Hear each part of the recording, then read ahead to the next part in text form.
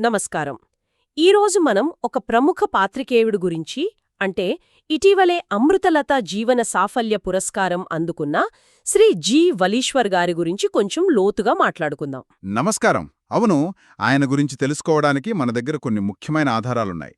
ఆయన పురస్కార సభలో వినిపించిన పరిచయవాక్యాలు, ఆ తర్వాత ఆయన చేసిన ప్రసంగంలోని కొన్ని భాగాలు. కరెక్ట్.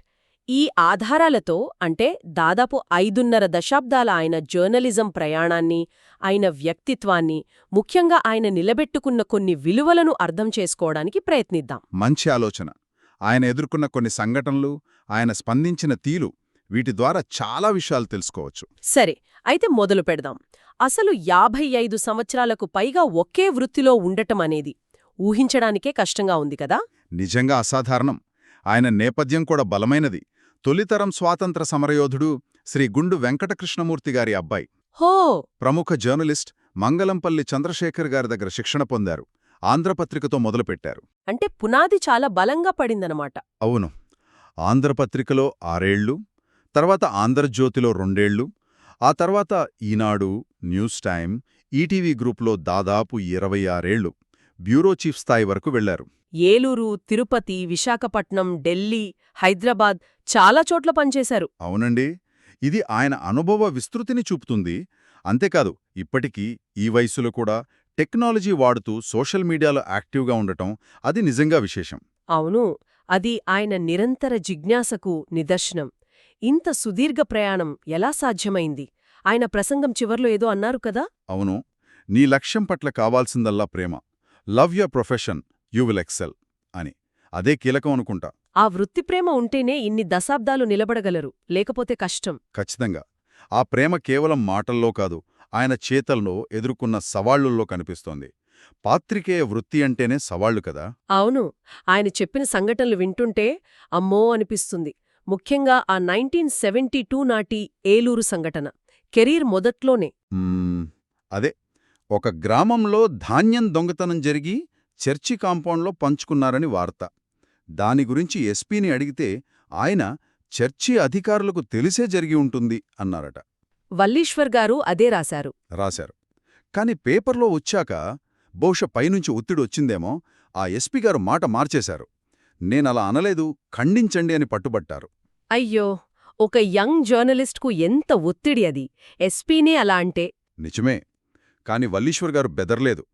నేను విన్నదే రాశాను, మీరు ఆఫ్ ది రికార్డుని కూడా చెప్పలేదు కదా అని నిలబడ్డారు. వార్తను ఖండించలేదు. అబ్బా, కెరియర్ ఆరంభంలోనే అంత ధైర్యం, నిజాయితీ. అవును, అది ఆయన క్యారెక్టర్. ఒత్తిడికి లొంగని తత్వం అక్కడే మొదలైంది. విలువలకు కట్టుబడటం. ఇలాంటిదే ఇంకో సంఘటన కూడా ఉంది కదా, ముఖ్యమంత్రి జనార్దన్ రెడ్డి గారి విషయంలో. అది కూడా. హైదరాబాద్లో నక్సలైట్లపై ప్రత్యేక పాలసీ ఏమీ లేదు, చట్టం తన పని తాను చేసుకుపోతోంది అన్నారట సీఎం. కానీ ఢిల్లీలో కొద్ది రోజులకే ఢిల్లీ వెళ్లి కేంద్ర సహాయ మంత్రి సుబోధ్ కాంత్ సహాయిని కలిసి నక్సలిజం అణిచివేతకు హెలికాప్టర్లు, ఐటీబీపీ బలగాలు కావాలని అడిగారట.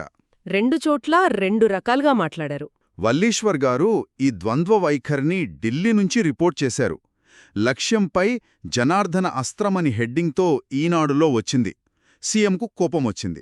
దాంతో మిగతా జర్నలిస్టుల మీటింగ్లో ఈయన్ని ఉద్దేశించి ఎప్పుడూ నా గురించి తప్పుగా రాస్తాడు అని అన్నారట. ఇది ఇంకా పెద్ద ఇబ్బంది. సీఎం స్వయంగా ఆరోపించడమంటే. మరి అప్పుడేం చేశారు? అక్కడా తగ్గలేదు. సూటిగా సీఎంనే ప్రశ్నించారు.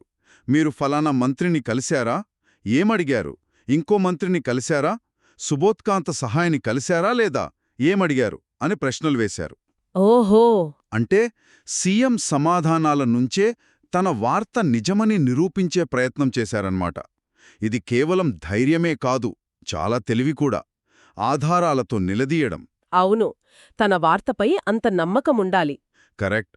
వృత్తిధర్మం పట్ల నిబద్ధత, సత్యనిష్ట. ఈ వృత్తిపరమైన సవాళ్ల కన్నా కూడా ఆయన వ్యక్తిగత జీవితంలో జరిగిన ఒక సంఘటన నన్ను చాలా కదిలించింది. ఆ 1993లో ఢిల్లీ ఎయిమ్స్లో వాళ్ల పాప పరిస్థితి విషమంగా ఉన్నప్పుడు. అవును, మెనింజైటిస్తో చావు బతుకుల మధ్య ఉందట పాప. అప్పుడు ఒక రాజకీయ నాయకుడు, తర్వాత సీఎం అయ్యారని కూడా అన్నారు, వచ్చి పరామర్శించి వెళ్తూ డబ్బులివ్వబోయారట. అవును, వైద్య ఖర్చుల కోసమని. మొదట ఒక కట్ట తీశారట. వలీశ్వర్ గారు ఇదేంటి అన్నట్టు చూసేసరికి అది సరిపోదేమో అనుకుని ఇంకో కట్ట కూడా తీశారట. అమ్మో! కూతురు ప్రాణాపాయంలో ఉంది. డబ్బు అవసరం ఉంది. కాని వల్లీశ్వర్ గారు చాలా సున్నితంగా తిరస్కరించారు. నా దగ్గర క్రెడిట్ కార్డుంది, సరిపోతుంది, థాంక్స్ అని చెప్పి తీసుకోలేదట. నమ్మశక్యంగా లేదు. అంత మానసిక ఒత్తిడిలో, అంత బలహీనమైన స్థితిలో అలా ఎలా ఉండగలిగారు? అదే ఆయన వ్యక్తిత్వం, ఆయన నైతిక స్థైర్యం. ఆ సందర్భంలో ఆయన చెప్పిన భగవద్గీత శ్లోకం అకీర్తించాపి భూతాని. అవును, సంభావితస్య చాకీర్తిర్మరణాదతిరిచ్యతే. గౌరవంగా బతికినవాడికి అపకీర్తి మరణం కన్నా ఘోరమని. కరెక్ట్. ఆ డబ్బు తీసుకుంటే భవిష్యత్తులో ఏదో ఒక రకంగా లొంగి ఉండాల్సి వస్తుందేమో, ఆత్మగౌరవం దెబ్బతింటుందేమో అని భావించారు. ఇది కేవలం జర్నలిజం విలువే కాదు, ఆయన జీవన విధానం. నిజంగా ఇది చాలా ఉన్నతమైన వ్యక్తిత్వానికి నిదర్శనం. ఎలాంటి పరిస్థితుల్లోనైనా విలువలకు కట్టుబడటమంటే ఇదేనేమో. కేవలం ధైర్యం, నిజాయితీలే కాదు, సమస్యను సాధించడంలో పట్టుదల కూడా కనిపిస్తుంది. Visakha steel plant fire accident అప్పుడు ఫోటోల కోసం. అవును, సెక్యూరిటీ వాళ్లు లోపలికి అనుమతించలేదట. కాని ఈనాడుకు ఫోటోలు కావాలి. ఎలాగో సంపాదించి పంపించానని చెప్పారు. ఆ ఎలాగో అన్నదే ముఖ్యం. అదే వార్త కోసం ఎంతవరకైనా వెళ్లడం, సమస్యను పరిష్కరించడం, రీసోర్స్ఫుల్నెస్ అంటారు కదా, అది.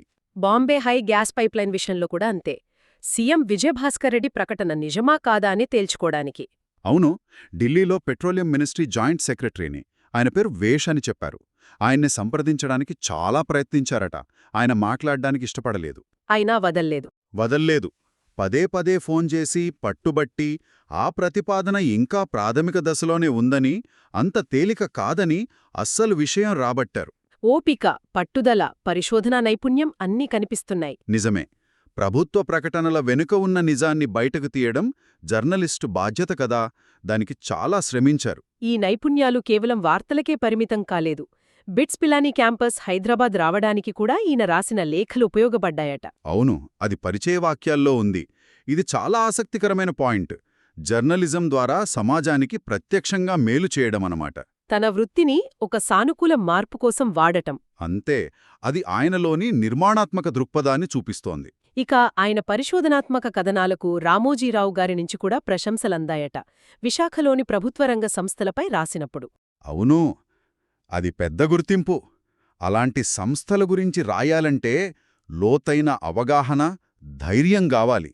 ఇక ఆయన కవర్ చేసిన విషయాలు చూస్తే సమైక్యాంధ్ర ఉద్యమం, ఎన్నో ఎన్నికలు, పార్లమెంటు సమావేశాలు, కాంగ్రెస్ ప్లీనరీలు, చివరిది పశ్చిమ బెంగాల్ ఎన్నికలు కూడా.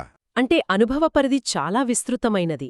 అవును, జాతీయ, రాష్ట్రస్థాయి రాజకీయ, సామాజిక పరిణామాలపై ఆయనకు పట్టుంది. ముఖ్యమంత్రికి మీడియా సలహాదారుగా ఉన్నప్పుడు కూడా ఆ జార్జ్ బుష్ పర్యటనలో రైతులు, మహిళలతో మీటింగ్ ఏర్పాటు చేయడం. అది కూడా గమనించాలి. అంతర్జాతీయ స్థాయిలో జరిగే పర్యటనకు స్థానికాంశాలను జోడించడం, అది వ్యూహాత్మక ఆలోచన. కేవలం రిపోర్టింగ్ కాదు, ప్లానింగ్, ఎగ్జిక్యూషన్ కూడా. అవును, మీడియా మేనేజ్మెంట్తో పాటు పబ్లిక్ రిలేషన్స్ స్ట్రాటజీ కూడా కనిపిస్తోంది. ఇదంతా వృత్తిపరమైన ఎదుగుదల. దీనితో పాటే తోటి జర్నలిస్టుల కోసం కూడా పనిచేశారు. వైజాగ్ జర్నలిస్ట్ ఫోరం ఏర్పాటు చేయడం 1988లోనే. దానికి వ్యవస్థాపక అధ్యక్షులు. తర్వాత హైదరాబాద్ ప్రెస్ క్లబ్కు 2 సార్లు అధ్యక్షులుగా చేశారు. ప్రెస్ క్లబ్ను ఫ్యామిలీ క్లబ్గా మార్చారట. అవును, అంటే జర్నలిస్టుల మధ్య ఐక్యత, వారి సంక్షేమం పట్ల ఆయనకున్న శ్రద్ధ తెలుస్తుంది. నాయకత్వ లక్షణాలు స్పష్టంగా కనిపిస్తున్నాయి. తనతో పాటు అందరూ బాగుండాలని ఆలోచించటం. కరెక్ట్. ఇక ఆయనలోని రచయిత గురించి చెప్పాలంటే 25 పుస్తకాలు, అనువాదాలు, ఆత్మకథలు, జీవితగాథలు, రాజకీయ చరిత్ర. చాలా వైవిధ్యం ఉంది. ముఖ్యంగా ఆ 99 సెకండ్ల కథలు ప్రయోగం కూడా ఆసక్తికరంగా అనిపిస్తోంది. అవును, కొత్తదనాన్ని ఇష్టపడతారనిపిస్తోంది. అంతేకాదు, ఆంధ్రప్రదేశ్ మాసపత్రికకు 10 ఏళ్లు ఎడిటర్గా ఉన్నప్పుడు దాన్ని కేవలం ప్రభుత్వ పత్రికలా కాకుండా హాస్యామృతం లాంటి శీర్షికలు పెట్టి పోటీలు నిర్వహించి కొత్త రచయితలను పరిచయం చేశారు. అది చాలా గొప్ప విషయం. సాహిత్యానికి, ముఖ్యంగా కొత్త వాళ్లను ప్రోత్సహించడానికి ఆయన చేసిన సేవ అది. నిజంగా. ఇప్పటికీ ఎంఎస్కో బుక్స్లో, నేషనల్ బుక్ ట్రస్ట్ బోర్డులో సభ్యునిగా కొనసాగుతున్నారు. అంటే ఆ ఆసక్తి ఇంటా ఉంది. అద్భుతం.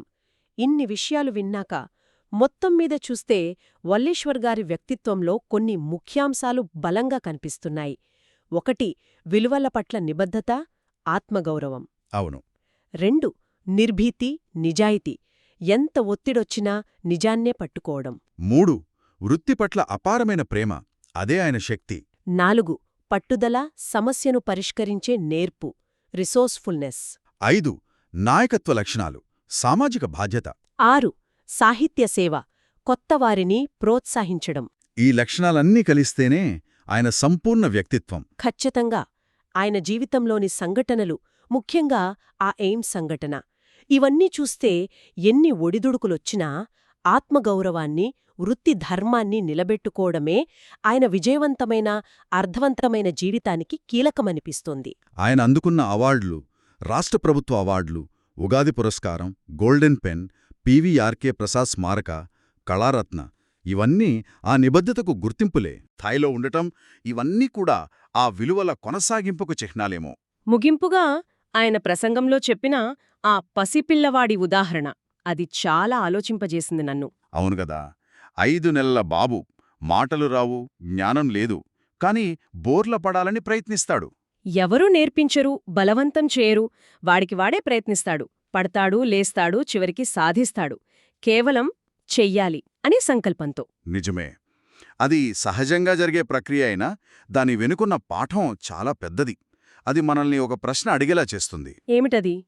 ఏమీ తెలియని ఆ వయసులోనే అంత సంకల్పం, అంత పట్టుదల, అంత సాధనతో మనం ఒక పని నేర్చుకోగలిగినప్పుడు, ఇప్పుడు మన జీవితాల్లో, మనం ఎంచుకున్న రంగాల్లో అలాంటి సంకల్పాన్ని, ఆ సాధనను, ఆ అంకిత భావాన్ని మనమెంతవరకు చూపిస్తున్నాం? అవును. వల్లేశ్వర్ గారి జీవితంలోలాగా సవాళ్లు వచ్చినప్పుడు, ఒత్తిళ్లు ఎదురైనప్పుడు ఆ తొలి సంకల్పాన్ని, ఆ పని పట్ల ప్రేమను, ఆ విలువలను ఎలా నిలుపుకోవాలి? ఇది బహుశా మనమందరం ఆలోచించాల్సిన విషయమేమో. ఆ పసిపిల్లవాడిలోని పట్టుదల మనందరిలోనూ ఎక్కడో ఉంది. దాన్ని బయటకు తీసుకురావడమే ముఖ్యం కావచ్చు. చాలా లోతైన ఆలోచన. ధన్యవాదాలు.